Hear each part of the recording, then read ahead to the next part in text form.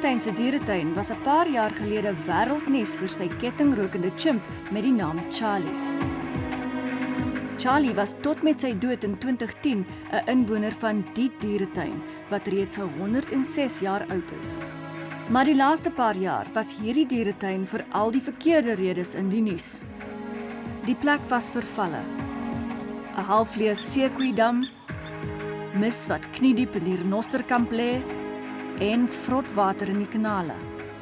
Die meeste van hierdie videomateriaal is deur inspekteur Wendy Wilson van die Nasionale Dierebeskermingsvereniging geskiet. A lot of the animals were in enclosures that hadn't been fixed, hadn't been maintained for a long time. There were very few people around, and those are indicators that the daily maintenance of the zoo is being challenged in some way. When wild animals are kept in captivity, it's very hard for them to meet their needs by themselves. They exist through another person's will, and if their needs are not being addressed, then they end up in a very compromised position. Gelukkig kan ons vandag sê, ons is hier met goeie nuus. Sibongile Mazibuko en Daryl Barnes het die afgelope tyd hard gewerk om die eens wêreldklas dieretuin van totale ondergang te red. Sibongile is die stadsbestuurder van die Mangaung munisipaliteit waaronder Bloemfontein val. I want to come here more often. I wish I could actually tell the mayor that just put a phone on the desk at the zoo and then I would work from here. Because it's an environment you would want to be here. Die dieretuin lyk nou vir 'n slag weer baie mooi, baie skoon, baie netjies. En ons het nog planne vir die toekoms, so ons is nogal baie positief. Daryl is die bestuurder van die dieretuin.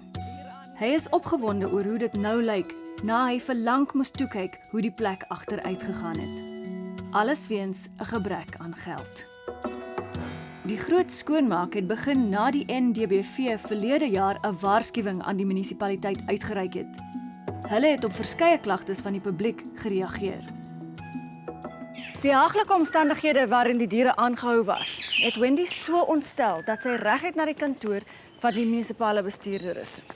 En dit was Sibongile se eerste week op kantoor. As you come into a place, the first thing you want to know the people, you want to introduce yourself to staff. Yeah. But mine was a little bit weird because I had also to introduce myself to animals. En so het dit toegekom dat die nuut aangestelde stadsbestuurder die spreekwoordelike wa deur die drif moes trek vir Bloemfontein se dieretuin.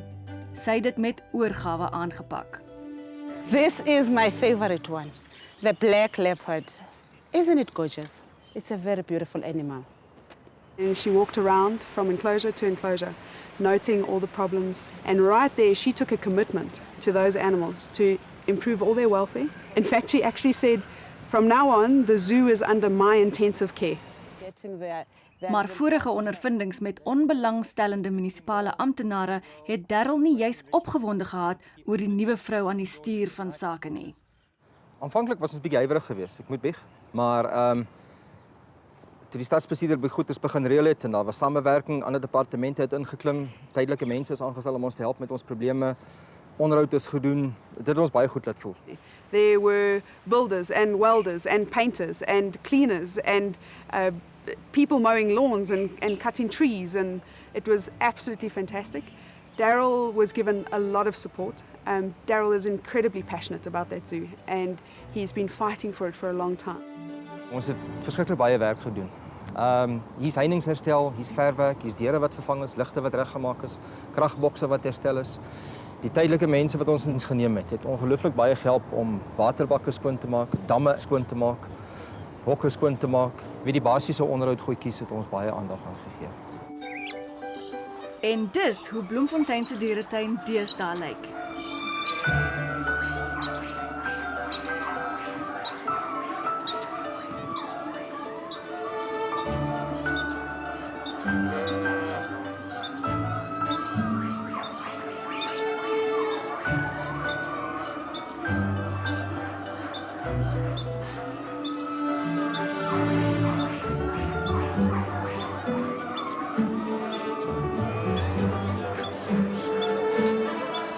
Inderdaad, weer wêreldklas.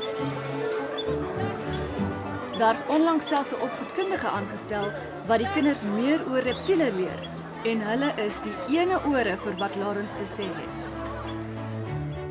Wendy sê die publiek is die dierebeskermingsvereniging se oë en ore. Being the watchdog of all these captive environments takes a lot more than just me, just the NSPCA. Everybody has a part to play. And when people are out there, whether it's visiting your neighbor, whether it's visiting a zoo, they are encouraged to please speak out. Whether it's to 50-50, whether it's to the NSPCA, whether it's to their local SPCA. Speak out. Hier is baie meer bereik as om die plek skoon te kry. Belangrike besluite is gemaak om die diere se welstand te verbeter. Selfs al beteken dit die dieretuin se enigste olifant, Tandora, gaan in die natuur vrygelaat word. Bloemfontein Zoo will be the first zoo in Africa to recognize that they cannot meet the needs of a megafauna species. We've worked with the NSPCA to look at how do we rehabilitate Tandora, how do we actually get her a home. As you know, she's one of our valuable assets in the zoo. Tandora se vrylating het 'n baie spesiale betekenis vir Wendy. Sy gaan haar belofte aan jou grootte kan nakom. I promised that elephant the first time I saw her that we would do something to rectify her situation.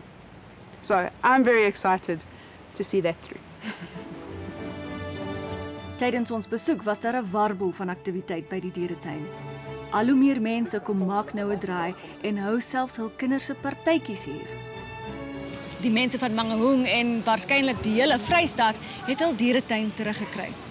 Maar dalk meer belangrik, die diere is beslis in 'n gelukkiger en skoner omgewing.